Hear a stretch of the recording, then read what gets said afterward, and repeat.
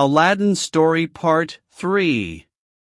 Aladdin showed the African magician the house, and carried the 2 pieces of gold to his mother, who went out and bought provisions, and, considering she wanted various utensils, borrowed them of her neighbors. She spent the whole day in preparing this supper, and at night, when it was ready, said to her son, "Perhaps the stranger knows not how to find our house. Go and bring him, if you meet with him." Aladdin was just ready to go, when the magician knocked at the door, and came in loaded with wine and all sorts of fruits, which he brought for a dessert. After he had given what he brought into Aladdin's hands, he saluted his mother, and desired her to show him the place where his brother Mustafa used to sit on the sofa, and when she had done so, he fell down and kissed it several times, crying out, with tears in his eyes, "My poor brother! How unhappy am I, not to have come soon enough to give you one last embrace." Aladdin's mother desired him to sit down in the same place, but he declined. "No," said he, "I shall not do that, but give me leave to sit opposite to it, that although I see not the master of a family so dear to me, I may at least behold the place where he used to sit." When the magician had made choice of a place, and sat down, he began to enter into discourse with Aladdin's mother. "My good sister," said he, "do not be surprised at your never having seen me all the time you have been married to my brother Mustafa of happy memory. I have been 40 years absent from this country, which is my native place, as well as my late brother's, and during that time have traveled into the Indies, Persia, Arabia, Syria, and Egypt, and afterward crossed over into Africa, where I took up my abode.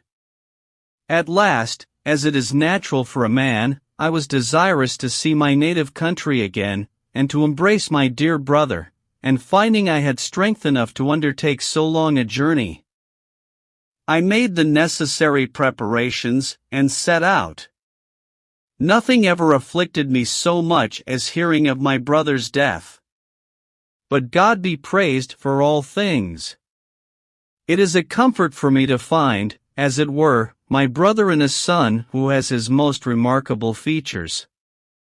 The African magician, perceiving that the widow wept at the remembrance of her husband, changed the conversation, and turning toward her son, asked him, "What business do you follow? Are you of any trade?"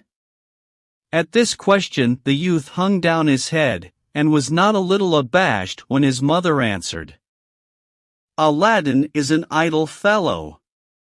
His father, when alive, strove all he could to teach him his trade, but could not succeed, and since his death, notwithstanding all I can say to him, he does nothing but idle away his time in the streets, as you saw him. Without considering he is no longer a child, and if you do not make him ashamed of it, I despair of his ever coming to any good. For my part, I am resolved, one of these days, to turn him out of doors, and let him provide for himself." After these words Aladdin's mother burst into tears, and the magician said, "This is not well, nephew, you must think of helping yourself, and getting your livelihood. There are many sorts of trades.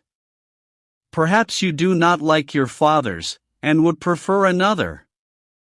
I will endeavor to help you.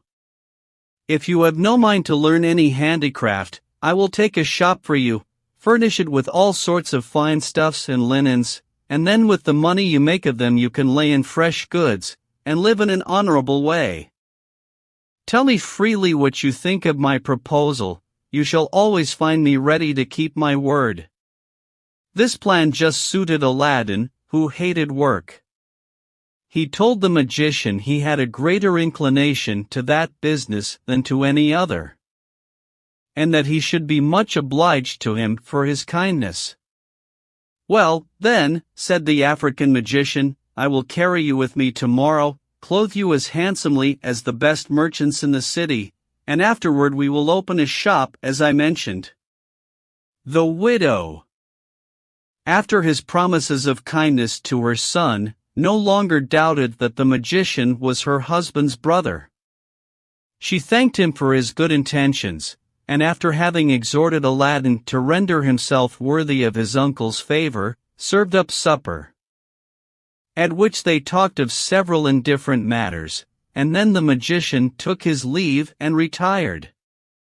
He came again the next day, as he had promised, and took Aladdin with him to a merchant, who sold all sorts of clothes for different ages and ranks ready-made, and a variety of fine stuffs, and bade Aladdin choose those he preferred, which he paid for.